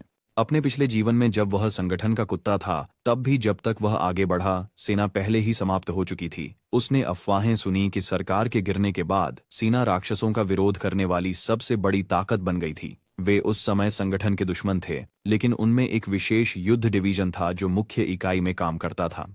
ऐसा लगता है कि उन्होंने विशेष प्रशिक्षण लिया था और वे संगठन के लिए एक कांटा थे। आदमी के प्रयासों के कारण वे अंततः सुपरमार्केट जा सकते हैं और उन्हें जो आपूर्ति चाहिए वह प्राप्त कर सकते हैं। उसकी मां शुरू में सुझाव देती है कि वे भी घर लौट जाएं, लेकिन चिन मिनोरू तुरंत इस विचार को खारिज कर देते हैं और उसे बताते हैं कि अगर वे घर जाते हैं तो कुछ और हो सकता है, इसलिए उन्हें आगे बढ़ते रहना चाहिए। ऐसा लगता है कि आखिरकार उनकी टीम में एक भरोसेमंद व्यक्ति है, लेकिन अब एचान को यह पता लगाना है कि इस आदमी को अपनी तरफ कैसे लाया जाए। शायद वह एक नकली सैन्य आदेश भेज सकता है, या वह हॉट को ब्लैकमेल कर सकता है ताकि वह कुछ अंदरूनी जानकारी भेजे, या वह बस उस आदमी से चिपक सकता है और उसे मजबूर कर सकता है कि वह उनकी रक्षा करे। अपने व्यक्तिगत लाभ के लिए उस आदमी का उपयोग करने के विचार से ही बच्चा शैतानी मुस्कान देता है। जब वह सोच रहा होता है कि क्या करना है, आदमी उसके सिर पर थपथपाता है। फिर वह मिस लिन से कहता है कि वह एचान के साथ उसके पास रहें ताकि वह उन्हें थोड़ा सुरक्षित रख सके।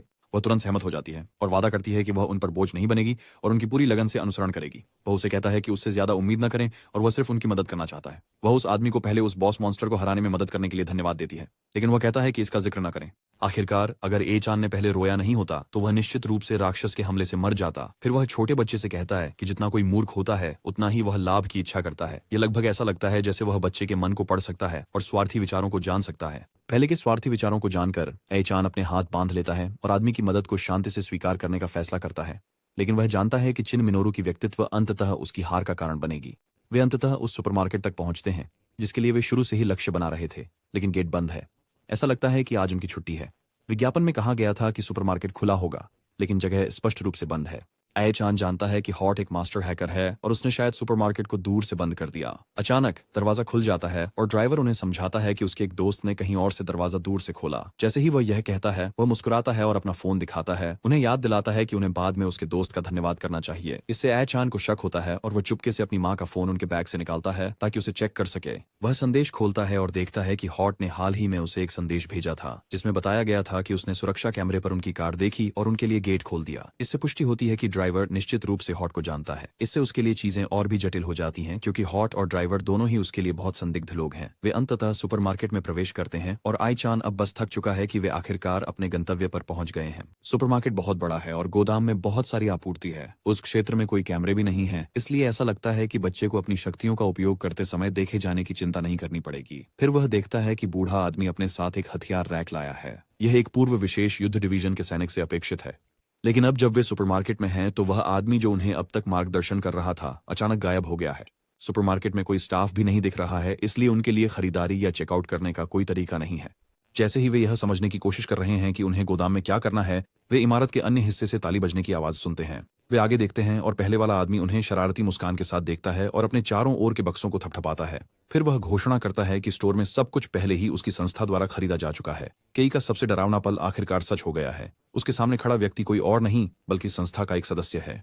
यहाँ तक कि केई का कुत्ता भी उसे पसंद नहीं करता क्योंकि वह जोर जोर से भौंकने लगता है। ड्राइवर आखिरकार अपनी असली मंशा जाहिर करता है, यह स्वीकार करते हुए कि उसने सुपरमार्केट में प्रवेश पाने के लिए उन सभी का उपयोग किया है। अब जब उसका काम पूरा हो गया है तो उन्हें बेकार कचरे की तरफ फेंकने का समय आ गया है। अपने घमंडी एकालाप के दौरान केई तुरंत आदमी के हाथ पर एक टैटू देखता है जो स्पष्ट संकेत है कि वह वास्तव में संगठन से संबंधित है। अपनी आंखों में अंधकार के साथ आदमी घोषणा करता है कि सुपरमार्केट अब ईस्ट लॉर्ड्स सोसाइटी का है। उसकी आवाज में धमकी भरी होती है। उसकी धमकी विशेष रूप से पुराने सैन्य व्यक्ति के लिए होती है। जैसे ही वह अपनी जेब से हथियार निकालता है वह उन्हें चेतावनी देता है कि हिलें नहीं। समाज का नाम तुरंत केई का ध्यान खींचता है। वह समझ जाता है कि संगठन की यह शाखा साधारण नहीं है। वे अग्रदूतों का एक समूह हैं जो शिकार परियोजना को लागू करने के लिए जिम्मेदार हैं। यह समूह पहले से ही अपनी अपराध गतिविधियां फैला रहा था, यहाँ तक कि आपदा शुरू होने से पहले। यही कारण होना चाहिए कि वे आपूर्ति इकट्ठा कर रहे हैं क्योंकि वे आने वाली आपदा को महसूस कर रहे हैं। अब केई समझता है कि उसे इस आदमी के बारे में बुरा एहसास क्यों हुआ, कुछ जो उसने उसकी आत्मसंतुष्ट आवाज से महसूस किया। लेकिन यह व्यक्ति जो भी हो, बेबी केई उसे गिराने के लिए तैयार है। इस बीच लेन और बूढ़ा व्यक्ति स्थिति की गंभीरता को जल्दी से समझ लेते हैं और उनके चारों ओर गुंडों को देख लेते हैं। लेकिन बूढ़ा व्यक्ति तैयार है क्योंकि वह तुरंत एक फावड़ा उठाता है और उसे जनरेटर पर फेंक देता है। यह जोर से टकराता है, मशीनरी में धंस जाता है जो किसी भी क्षण फट सकती है और संभावित विस्फोट की आवाज क्षेत्र में गूंजने लगती है। हालांकि ड्राइवर शांत खड़ा रहता है, जिसे बूढ़ा आदमी नहीं चूकता। अगले ही पल आदमी मुस्कुराता है और गाड़ी को नियंत्रित करने के लिए एक रिमोट निकालता है। बूढ़ा आदमी महसूस करता है कि स्थिति उसके नियंत्रण से बाहर हो रही है। वो ड्राइवर को पकड़ने के लिए छलांग लगाता है, लेकिन आखिरी सेकंड में उसे कार्टन के ढेर से पीछे धकेल दिया जाता है। अगले ही पल बूढ़ा आदमी खुद को बंदूक की नली की ओर घूरते हुए पाता है। हंसते हुए संगठन का सदस्य टिप्पणी करता है कि वह एक सैन्य अनुभवी को इतनी आसानी से नहीं जाने देगा। फिर वह उसे चेतावनी देता है कि वह हिले नहीं, लेकिन अप्रत्याशित रूप से लिन बंदूक हाथ में लेकर आगे आती है और उस आदमी को चेतावनी देती है कि वह बूढ़े आदमी से दूर हट जाए, नहीं तो वह गोली चला देगी। वह उसके इरादों के बारे में जानने की मांग करती है। वह आदमी स्पष्ट रूप से मनोरंजनित महसूस करता है कि वह अब तक स्थिति को न समझ पाने के लिए कितनी अद्भुत रूप से अनजान है। वह यहाँ तक पूछता है कि क्या वह उसे गोली मारने के बाद भी उसे निर्दोष समझेगी। लिन, जो अभी भी अपनी खुशहाल दुनिया में जी रही है, पिकनिक की मेजबानी की तरह सामान साझा करने की पेशकश करती है। वह वास्तव में उसकी मासूमियत पर हंसता है, जो लगभग प्रभावशाली है। वह ऐसे व्यवहार कर रही है जैसे वही यहाँ फैसले ले रही हो। फिर वह उसे याद दिलाता है जब उसने कुत्ते को उसके पास छोड़ा था, न कि दयालुता के कारण, बल्कि क्योंकि जब वह पैसे लेने गया तो मालिक पहले ही मर चुका था। तो स्वाभाविक रूप से उसने सोचा कि कुत्ते से भी छुटकारा पा लिया जाए। तभी वह आई और उसने सोचा कि यह देखना मनोरंजक होगा कि वह एक बड़े कुत्ते और एक बच्चे को कैसे संभालेगी। चौंकाने वाली बात यह है कि तब चीजें ठीक हो गई थीं, लेकिन अब जब उसकी बंदूक तैयार है और वह सामान साझा करने के विचार को ठुकरा देता है, तो बस इतना नहीं है कि सबके लिए पर्याप्त हो सके, अगले ही पल उसके सभी गुर्गे उन पर अपनी बंदूकें तान देते हैं। बॉस घोषणा करता है कि लिन जैसे कमजोर लोगों को मर जाना चाहिए। ये क्षण केई की एक याद को जगाता है जब वह संगठन के नियंत्रण में था और भूख मिटाने के लिए उसे चूहे खाने पड़ते थे। उस समय उसे इसी तरह से नीचा दिखाया जाता था। वह अपनी सोच से बाहर आता है जब उसका कुत्ता गुंडों पर हमला करने के लिए तैयार हो जाता है। केई तुरंत स्लाइम को जनरेटर पर फेंकता है, जिससे ब्लैकआउट हो जाता है। अगले क्षण बाहर, अगले ही पल अंधेरा सब कुछ निगल लेता है और बॉस चिल्लाता है कि जब तक रोशनी नहीं मिलती सब लोग गोली चलाना बंद कर दें। उसी समय बॉस अपनी बंदूक उठाता है, मौके का फायदा उठाते हुए कि अपनी शक्ति सक्रिय करता है और उसे मारने ही वाला होता है जब अचानक बूढ़ा आदमी हस्तक्षेप करता है और बॉस को लात मार देता है। कि और बूढ़ा आदमी एक दूसरे को आश्चर्य से देखते हैं कि समझता है कि यह उसकी बदकिस्मती है कि उसे बूढ़े आदमी ने देख लिया जो सेना का हिस्सा है। अंततः वे उसे एक राक्षस मान सकते हैं और उसके शक्तियों के कारण उसे एक शोध विषय में बदलने का वास्तविक खतरा है। जैसा कि उम्मीद थी, बूढ़ा आदमी भी यही सोच रहा है कि कहीं के एक राक्षस तो नहीं है। जैसे ही वह हमला करने की तैयारी करता है, बच्चा के तुरंत छलांग लगाता है और ऊपरी रैक पर जाकर बैठ जाता है, ठीक बूढ़े आदमी की अंधी जगह में। बूढ़ा आदमी अपनी टॉर्च चालू करता है। ए ने भी लाइट चालू करने की योजना बनाई थी, लेकिन वह बूढ़े आदमी से सावधान है। वह हंसता है, ये समझते हुए कि अब उसके पास कोई विकल्प नहीं है सिवाय पहले बूढ़े आदमी को गिराने के। हालांकि उसकी योजना एक अचानक शोर से बाधित हो जाती है जो सभी को सतर्क कर देता है। लोग ऊपर देखते हैं और एक स्लाइम को देखते हैं जो पूरे समूह का ध्यान भटकाता है। एक आत्मसंतुष्ट मुस्कान के साथ कि अपनी सामान्य सीट पर ट्रॉली में बैठता है और शो का आनंद लेने की तैयारी करता है। उसके आश्चर्य के लिए स्लाइम बूढ़े आदमी के हमशक्ल में बदल जाता है। यह उस पर हमला करता है और जल्द ही हर कोई अपने ही क्लोन से लड़ता हुआ पाता है।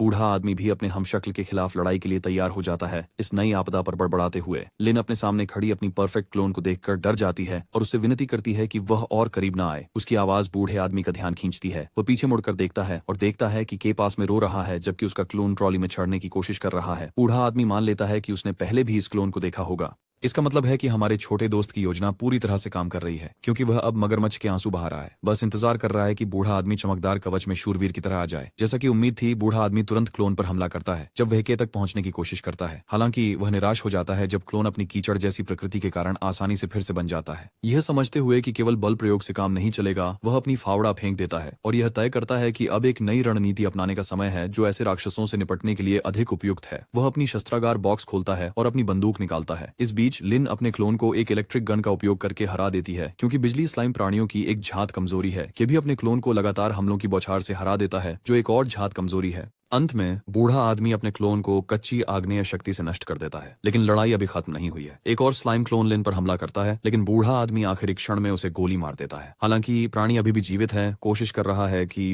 रेफ अकरम, लेकिन बूढ़ा आदमी फायरिंग जारी रखता है। इसे खत्म करने के लिए दृढ़ संकल्पित है। उसने इसे पूरी तरह से नहीं मारा हो सकता है, लेकिन उसने निश्चित रूप से गंभीर नुकसान पहुंचाया है। लेकिन उसी समय बॉस भी फिर से खड़ा हो जाता है, हमला करने के लिए तैयार, जबकि बूढ़ा आदमी स्लाइम से लड़ने में व्यस्त रहता है। के स्थिति से निराश होकर अपने आप में बड़बड़ाता है। वह अपनी शक्तियों का खुलकर उपयोग नहीं कर सकता। ऐसा करने से उसका रहस्य उजागर हो सकता है। वह तब चौंक जाता है जब बॉस अचानक उसे पकड़ लेता है और बंधक बना लेता है। लिन और बूढ़े आदमी को अपने हथियार छोड़ने की चेतावनी देता है। हालांकि बॉस ये नहीं समझता कि उसने हमारे चतुर लड़के के लिए चीजें और अधिक सुविधाजनक बना दी हैं। कि चुपचाप अपनी स्लाइम शक्ति सक्रिय करता है और बॉस के एक गुर्गे पर नियंत्रण कर लेता है। उस गुर्गे ने फिर एक ग्रेनेड खोल दिया और अगले ही पल एक विशाल विस्फोट से क्षेत्र हिल गया। हालांकि बॉस विस्फोट से बच जाता है, फिर भी उसके पास के को पकड़े हुए हैं। हालांकि केस अफरा तफरी का फायदा उठाता है, क्योंकि वह एक प्रथम श्रेणी का क्रिस्टल कोर देखता है और किसी के ध्यान देने से पहले अपनी पूंछ से उसे जल्दी से पकड़ लेता है। विस्फोट में बुरी तरह हिल चुका और लगभग मारा गया बॉस खुद को बचाने के लिए हड़बड़ी में दूसरे कमरे में भागता है और अपने पीछे दरवाजा बंद कर देता है।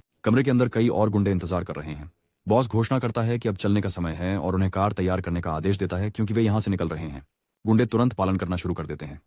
उसी क्षण हमारा लड़का एक और टैटू देखता है जो आदमी की गर्दन के किनारे पर उकेरा हुआ है, जिससे उसका नाम पता चलता है। अब सब कुछ के लिए स्पष्ट हो जाता है। ये व्यक्ति कोई और नहीं बल्कि संगठन का असली बॉस लाई है। वही है जिसने के की पिछली जिंदगी को नर्क बना दिया था। हालांकि उस समय लाई हमेशा एक मास्क पहनता था, इसलिए कि कभी उसका चेहरा नहीं देख पाया। किसने सोचा था कि उसे अब एक बच्चे के रूप में यह देखने का मौका मिलेगा, क्योंकि बच्चे वाली घूर इतनी तीव्र है कि लाई वास्तव में उसे महसूस करता है और झुंझलाहट में उसे डांटता भी है। अगले ही पल उनके चारों ओर हवा में एक लाल धुंध भरने लगती है। इसे क्रिम्सन डस्ट कहा जाता है, जो इस उत्प्रेरक प्रभावित दुनिया में एक खतरनाक घटना है जो किसी भी इंसान के लिए हानिकारक है। जो लोग इसके संपर्क में आते हैं वे या तो मर जाते हैं या राक्षसों में बदल जाते हैं। यही कारण है कि कुछ ही क्षणों बाद लाई के कई गुर्गे विकृत जानवरों में बदलने लगते हैं और उनकी ओर बढ़ते हैं। लेकिन लाई अपनी सामान्य क्रूर शैली में कि को राक्षस के चारे के रूप में इस्तेमाल करने का फैसला करता है। बिना किसी दूसरे विचार के वह बच्चे को प्राणियों के साथ कमरे में फेंक देता है और उसे पीछे छोड़कर वहां से भाग जाता है। के हमेशा की तरह योजना को अच्छी तरह समझता है, लेकिन वह गवाह की मौजूदगी में भी अपनी असली ताकत दिखाने के लिए तैयार है। वह अपनी जेब से कोर निकालता है और उसे सक्रिय करता है। अगले ही पल वह एक पूर्ण विकसित योद्धा में बदल जाता है जो लड़ाई के लिए तैयार है। विशालकाय राक्षस उस पर हमला करता है, लेकिन उसके टेंटेकल बिना झिझक के हमले को रोक देते हैं। क्रिस्टल कोर के साथ उसकी क्षमताएं एक नई ऊंचाई पर पहुंच जाती हैं, इतनी बड़ी हुई कि उसके आसपास के राक्षस अब मुश्किल से भौतिक प्राणी के रूप में दिखाई देते हैं। एक और प्राणी अपनी आंख से लेजर हमला करने की कोशिश करता है, बिना झिझके कि सीधे बीम के माध्यम से आगे बढ़ता है और प्राणी के शरीर में घुस जाता है। वह लगभग इस बात से मनोरंजन महसूस करता है कि वह कितनी आसानी से अपने शरीर को नियंत्रित कर सकता है। उसकी टेंटिकल्स अब घातक सुंदरता के साथ चलती हैं, राक्षसों को ऐसे काटती हैं जैसे चॉपिंग बोर्ड पर सब्जियां। इस बीच ली बढ़ते हुए भय के साथ इस दृश्य को देखता है। भ्रमित और हिला हुआ, वह हकी की पहचान को समझने में असफल रहता है, क्योंकि उसने शिशु से योद्धा में परिवर्तन को नहीं देखा था। उसके पीले चेहरे को देखकर के को सब कुछ समझ में आ जाता है। वह जानता है कि ली उसे अभी तक नहीं पहचानता। ये उसे और भी संतोषजनक बनाता है कि आगे बढ़ता है। उसकी आंखों में एक दृढ़ संकल्प है, अब कोई हिचकिचाहट नहीं है। बदले का समय आखिरकार आ गया है। भले ही डरा हुआ हो, ली तुरंत खुद को बचाने के लिए तैयार हो जाता है। वह अपनी बंदूक निकालता है और के पर गोली चलाता है, सौभाग्य से कि गोली से भी तेज है। हालांकि जिस शरीर में वह बदल गया है वह उसके शिशु रूप की तुलना में उसका मूल शरीर नहीं है, लेकिन जो गति और फुर्ती यह प्रदान करता है वह पूरी तरह से अलग स्तर पर है। जैसे ही कि दूरी कम करता है, बस 1 इंच दूर, ली मान लेता है कि वह एक राक्षस होगा, लेकिन हमारा लड़का उसे बोलने का मौका नहीं देता। एक तेज गति में वह ली को कमरे के पार फेंकता है और उसे एक कोने में पटक देता है। अब खून खांसते हुए लाई कुछ बड़बड़ाता है एक कहानी के बारे में जो उसने कभी किसी से सुनी थी, लेकिन अब देखता है कि वह सच थी। कि यह थोड़ी देर के लिए सोचता है कि वह व्यक्ति कौन हो सकता है, लेकिन उसके पास इस पर विचार करने का समय नहीं है। ली अचानक एक सिरिंज निकालता है और खुद को एक अजीब दवा का इंजेक्शन लगाता है। कुछ ही पलों में उसका शरीर भयानक रूप से बदलने लगता है, एक राक्षसी रूप में परिवर्तित हो जाता है। परिवर्तन को देखते हुए कि तुरंत ही यह सच्चाई समझ जाता है कि महान उत्प्रेरक से पहले ही संगठन इस दवा के साथ प्रयोग कर रहा था, एक ऐसा फॉर्मूला जो इंसानों को राक्षसों में बदलने के लिए डिजाइन किया गया था, बिना उनकी समझदारी छीने। जैसे ही राक्षस बढ़ता है कि स्पष्ट रूप से भयभीत होता है, यह तुरंत उस पर झपटता है और हालांकि वह मुश्किल से हमले को रोक पाता है, वह जल्दी से अपने टेंटिकल्स से पलटवार करता है। लेकिन उस एकमात्र टकराव से उसे एहसास होता है कि उसका प्रतिद्वंद्वी कोई साधारण खतरा नहीं है। राक्षस अपनी बेरोकटोक हमला जारी रखता है, चांदी के टेंटिकल्स से उस पर हमला करते हुए, जिसे कि मुश्किल से बचता है। केवल इसकी हरकतों को देखकर कि समझ जाता है कि यह प्राणी शुरू से ही उसे फंसाने के लिए बनाया गया था। जैसे ही वह इसे पहचानता है, उसकी रीढ़ में सिहरन दौड़ जाती है कि यह वही राक्षस है जिसने उसे उसके पिछले जीवन में मारा था। लेकिन इस बार वह वही व्यक्ति नहीं है। वह अब अपने पुराने असहाय रूप में नहीं है और उसका इरादा फिर से उसी राक्षस के हाथों मरने का नहीं है। नई दृढ़ता के साथ वह हर हमले को तीव्र ध्यान और विद्रोही ऊर्जा के साथ चकमा देता है। फिर अचानक राक्षस के खिलाफ एक शक्तिशाली विस्फोट होता है। जैसे ही धूल बैठती है कि देखता है कि पुराना सैन्य व्यक्ति अपनी बंदूक में गोलियां भर रहा है जो उसने ईस्ट लॉर्ड्स सोसाइटी से चुराई है। विडंबना यह है कि वह बुरे लोगों के हथियारों का उपयोग अच्छे उद्देश्य के लिए कर रहा है। इस बीच के अचानक युद्ध में बदलाव को समझने की कोशिश करता है। बूढ़ा आदमी विशाल आंखों वाले राक्षस को निशाना बना रहा है, जो कि जाहिर तौर पर ली है, जो अभी भी अपने राक्षसी रूप में छिपा हुआ है। ज्वार बदलते देख कि चौड़ी मुस्कान के साथ रह नहीं पाता। खेल बदल रहा है और इस बार यह उसके पक्ष में है। ली को वह समय याद आता है जब वह संगठन में शामिल होता है, जब उसके एक प्रतिनिधि ने उसे दुनिया में आने वाली आपदा के बारे में चेतावनी देकर उसे लुभाया था। वह इसे इस तरह प्रस्तुत करती है कि संगठन में शामिल होना ही उसके जीवित रहने का एकमात्र तरीका है। फिर वह उसे शामिल होने के उपहार के रूप में एक दवा देती है और कहती है कि यह उसकी सच्ची प्रकृति को उजागर करने में मदद कर सकती है। उस समय जब वह दवा को देखता है तो वह उसकी बातों से आश्वस्त नहीं होता। वह सोचता है कि वह पहले से ही अपनी सच्ची प्रकृति को अच्छी तरह से जानता है, लेकिन जब वह इंजेक्शन लेता है और अपने राक्षसी पक्ष को जागृत करता है तो उसे यकीन हो जाता है कि वह सच कह रही थी, क्योंकि वह एक ऐसे राक्षस में बदल जाता है जो दूसरों की कमजोरियों का फायदा उठाने में माहिर है। उदाहरण के लिए, जब वह सिर्फ एक बच्चा होता है तो वह एक मोटी महिला से कहता है कि उसका पति उसे धोखा दे रहा है। जब वह गुस्सा होती है तो वह सबूत के तौर पर जोड़ता है कि उसने थोड़ी देर पहले उसके पति को उसे बदसूरत सोई हुई सुअरनी कहते सुना था। वो महिला, जो शायद पहले से ही अपनी काया को लेकर असुरक्षित हो सकती है, तुरंत उस पर विश्वास कर लेती है और अपने पति पर गुस्सा हो जाती है। मार खाने के बाद पति उससे तलाक लेने का फैसला करता है। जब वह चला जाता है तो वह अपनी खुद की मानी हुई बदसूरती से तबाह हो जाती है और एक संरक्षक देवदूत की तरह ली उसे अपने जाल में फंसाने के लिए यह वादा करता है कि वह उसे ऐसे लोगों से मिलवाएगा जो उसे बिल्कुल भी तंग नहीं करेंगे। यही तरीका है जिससे वह लोगों के दिलों का शोषण करता है, पहले उनका विश्वास जीतकर फिर बाद में उन्हें धोखा देता है। उसकी धोखाधड़ी की प्रकृति ने उसे एक ठग मानव रूप में राक्षस बना दिया है, इसलिए अब वह स्तर 4 का राक्षस ट्रिकस्टर ली के रूप में जन्मा है। अब तक जो राक्षस हमारा लड़का देखता है वह सिर्फ भ्रम है। वह उस राक्षस को देखता है जिसने उसे उसके पिछले जीवन में मारा था और ली की चालबाजी से डर जाता है। इस बीच ली अपनी ऊर्जा बर्बाद न करने का फैसला करता है और सही समय का इंतजार करता है ताकि अंत में जीत सके। अचानक उसे एक गोली लगती है और वह चौंक जाता है जब वह बूढ़े आदमी को फिर से लड़ने के लिए तैयार देखता है। यह बूढ़े आदमी की लंबी उम्र से निराश है और तुरंत उस पर हमला करता है, लेकिन बूढ़ा आदमी छिपा रहता है, बिना खुद को प्रकट किए हमले करता है।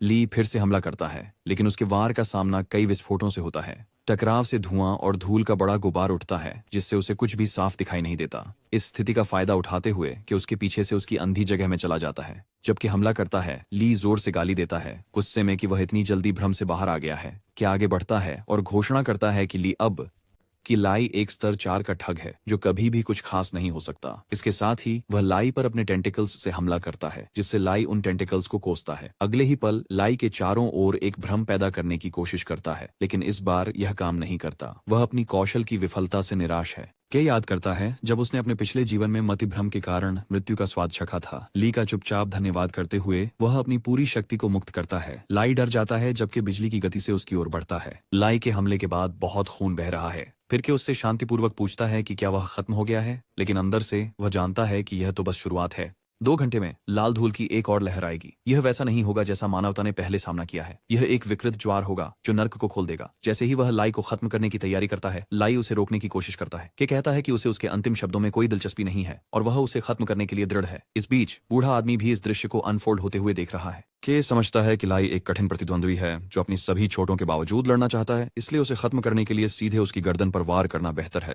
जैसे ही वह वार करने वाला होता है, उसे एक भ्रम का सामना करना पड़ता है। उसकी माँ प्रकट होती है, उससे विनती करती है, पूछती है क्या वह उसे भी मारेगा। वह एक पल के लिए हिचकिचाता है और वह पल उसे महंगा पड़ता है क्योंकि उसे कई विस्फोटों का सामना करना पड़ता है। इस मौके का फायदा उठाते हुए लाई फिर से हमला करता है और कि मुश्किल से बच पाता है। जैसे ही के खड़ा होता है, ली घोषणा करता है कि चाहे कुछ भी हो जाए कि उसे मार नहीं पाएगा। अब वह के विचारों को स्पष्ट रूप से पढ़ सकता है और उसकी हर चाल का अनुमान लगा सकता है। लाई जानता है कि के पास केवल एक हमला बचा है। इस पर हमारा आदमी लाई को बूढ़े आदमी के लिए छोड़ने पर विचार करता है। उसी समय जैसे कि उसके विचार पड़ रहा हो, लाई बूढ़े आदमी द्वारा चलाई गई गोली से बच जाता है और उसका मजाक उड़ाते हुए पूछता है कि क्या वह हमेशा की तरह वहीं खड़ा रहने का इरादा रखता है। के अपने आप में बड़बड़ाता है, यह देर से समझते हुए कि सामान्य हथियार स्तर 4 के राक्षस के खिलाफ काम नहीं करते। लाई आत्मविश्वास से भरकर मानता है कि वह बूढ़े आदमी की चालों को देख सकता है, एक डरावनी हंसी के साथ, और यह घोषणा करते हुए कि वह एक दिव्य प्राणी है। लाई उस जगह की ओर बढ़ता है जहाँ बूढ़ा आदमी छिपा हुआ है, लेकिन जैसे ही वह उस जगह पर पहुंचता है, बूढ़े आदमी द्वारा लगाई गई एक ग्रेनेड लाई के कदम रखते ही फट जाती है। ली को घायल देखकर के बूढ़े आदमी की तेज समझ की तारीफ करता है। फिर वह सोचता है कि बूढ़ा आदमी कहाँ गया। जैसे ही जवाब में बूढ़ा आदमी लाई के पीछे प्रकट होता है और हमला करने वाला होता है, लेकिन लाई आखिरी पल में बच जाता है।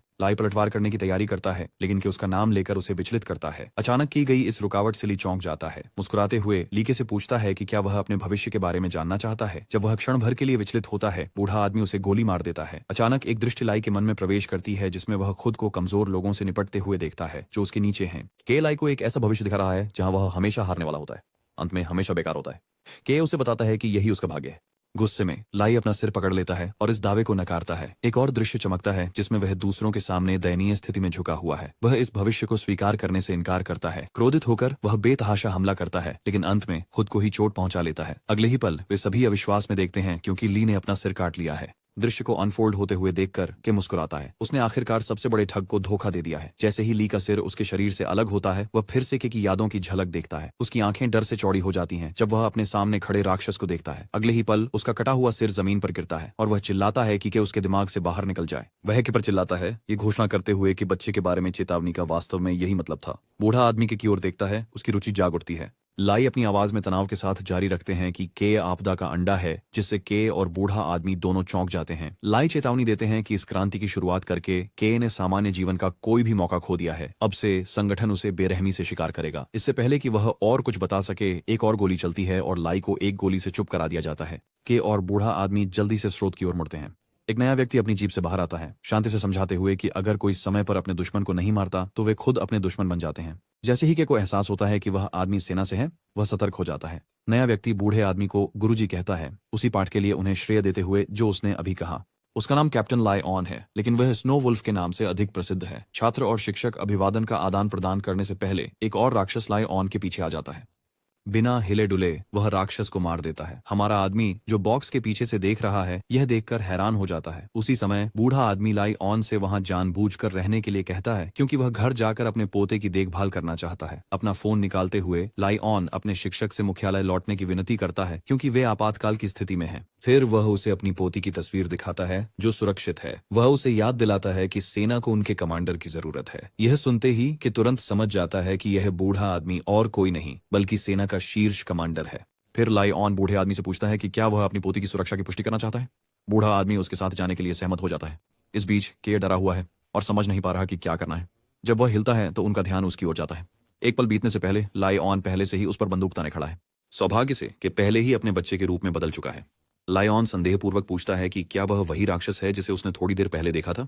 इस बीच मौत के डर से कांप रहा है, सोच रहा है कि क्या लायॉन उसे गोली मारने वाला है, लेकिन बूढ़ा आदमी बीच में आता है। अपने छात्र को बताता है कि उसने ही के को वहां रखा था और उसे अपनी बाहों में उठाते हुए वह किसे फुसफुसाता है कि नाटक करता रहे। इसके साथ ही कि बच्चे की तरह रोने लगता है, जो वह सचमुच है। लायॉन टिप्पणी करता है कि वह बच्चे के साथ कितनी अच्छी तरह जाता है। अचानक हमारा लड़का लायॉन से एक अजीब आभा महसूस करता है और उसे ध्यान से देखता है। उस पल में वह सोचता है कि क्या उसने उसे पहले संगठन में देखा है। बाद में के को अन्य बच्चों के साथ नर्सरी में रखा जाता है। जब नर्स उसे पालने में रखती है तो लायॉन उसे वापस जाने के लिए कहता है और वह बिना सवाल किए मान जाती है। सोने का नाटक करते हुए के यह सब सुनता है और बूढ़े आदमी के ठिकाने के बारे में सोचता है। वह उस जगह के बारे में भी सोचता है जहाँ वह है। अचानक एक बच्चा रोने लगता है, जिससे लायॉन का ध्यान उसकी ओर जाता है। पहले वह बच्चे की ऊर्जा पर सहजता से टिप्पणी करता है और उसे चुप रहने के लिए कहता है, लेकिन फिर उसका लहजा बदल जाता है जब वह अपनी कला का उपयोग करके बच्चे को सुला देता है। इस बीच हमारा लड़का यह सब देख रहा है। आंखें डर से चौड़ी हो गई हैं। उसे याद आता है कि लायॉन संगठन में एक महत्वपूर्ण व्यक्ति है जिसका कोट नाम टैंक है। इतना ही नहीं, उसके पास एक बहुत ही दुर्लभ और शक्तिशाली क्षमता है जिसमें वह किसी के भी शरीर में खून का शोषण और विस्फोट कर सकता है।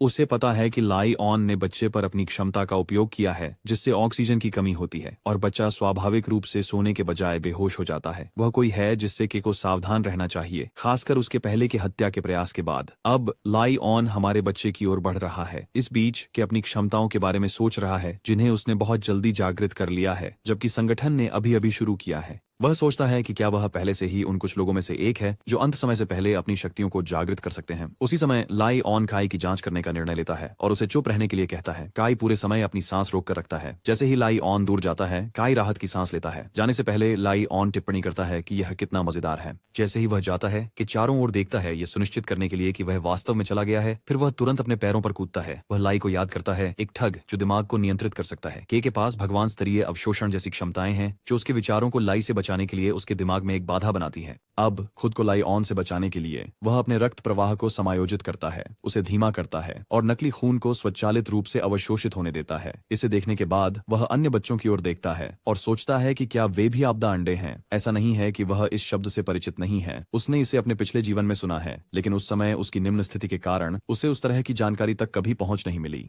फिर भी वह मानता है कि लायॉन को इसके बारे में कुछ पता होना चाहिए। फिर वह सेना की स्थिति का विश्लेषण करता है, जिसे उसके पिछले जीवन में संगठन द्वारा समाप्त कर दिया गया था। उसके विचार उस बूढ़े आदमी की ओर जाते हैं जो स्पष्ट रूप से लायॉन पर भरोसा नहीं करता, क्योंकि वह व्यक्तिगत रूप से अपने पोते की जांच करना चाहता था। वह यह भी सोचता है कि लायॉन ने उस पर जो निरीक्षण किया था वह क्या था। उसके दिमाग में बहुत सारे विचार घूम रहे हैं। फिर उसे अपनी माँ और अपने कुत्ते की याद आती है, लेकिन वह जल्दी से उन विचारों को झटक देता है।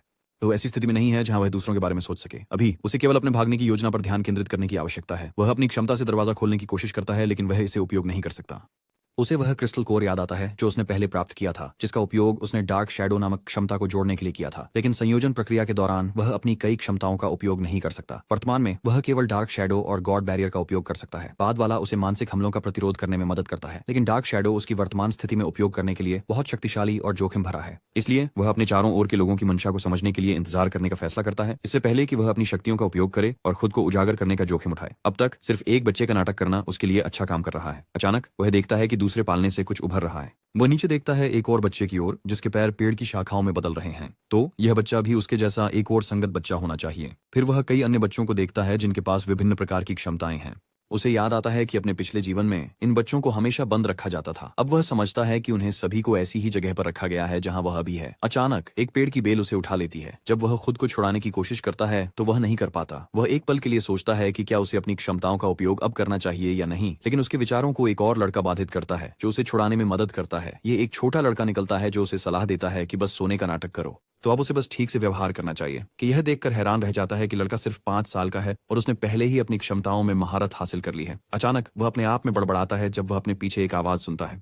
लड़का तुरंत भाग जाता है, नजरों से ओझल हो जाता है। के मुड़कर देखता है कि नर्सें निरीक्षण के लिए कमरे में प्रवेश कर रही हैं और वह जल्दी से फर्श पर सोने का नाटक करता है। मुख्य नर्स सभी को हर बच्चे को इकट्ठा करने का निर्देश देती है। उनमें से एक उसे वहां लेटा हुआ देखता है और उसे भी उठा लेता है। ये सब होते हुए देख के सोचता है कि वास्तव में यहाँ क्या हो रहा है और वे उसके साथ क्या करने की योजना बना रहे हैं।